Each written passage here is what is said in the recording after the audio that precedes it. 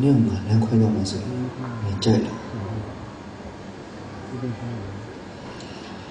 စိတ်လေးတရားအတွက်ဝန်တော်ပါတယ်ဟုတ်ပါဘာနေမှာစတာပါဟုတ်ငါနေဘလို့လမ်းခွဲမှာလဲနေလည်းငါ့ကိုလမ်းခွဲမဲ့စကားဘယ်တော့မှမပြောနဲ့နော်ဟုတ်你သိကြရနော်သိကြပါလေဟာမဆိုရင်ဟဲလင်းနဲ့ရတနာမိုက်ဆိုရဲလမ်းခွဲစကားမပြောနဲ့ဆိုရင်တချင်တိုင်း你ငါ့ကိုဘယ်တော့မှလမ်းမခွဲရအောင်နော်ဘယ်တော့မှမခွဲ